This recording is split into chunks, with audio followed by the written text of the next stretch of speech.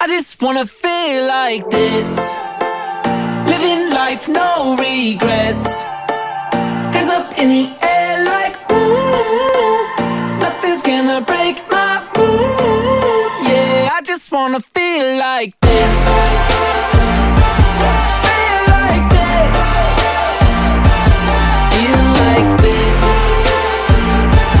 feel like this.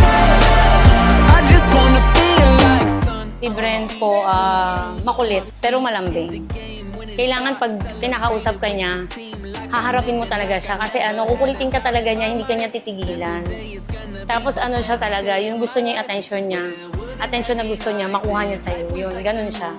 Pero sobrang napakalambing, tapos mapagmahal. Medyo makikakulitan, pero it's okay kasi bata nga. Tell them I just wanna feel like this, living life, no regrets.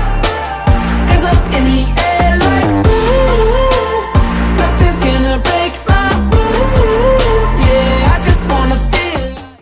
Happy birthday, Kuya Brent! Happy birthday, Brent Abel.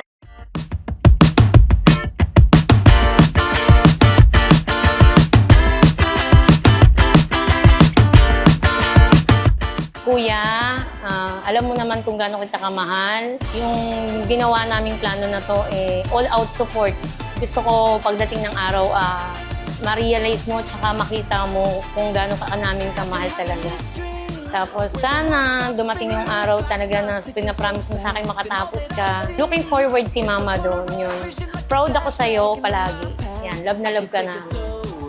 Down memory lane when I roll back, turn off the lights in my own mind. So I close my eyes and I feel it all. Brent, sana magpatuloy yung pagiging makadiyos mo and makinig lagi kay God and maniwala sa Kanya. Always kang maging matalino, maging mabait ka pa, and magkaintindihan na tayo lagi since kahit talayo yung age natin, we really can't get along with each other since ang kulit mo. So, yun. Happy birthday. I love you very much.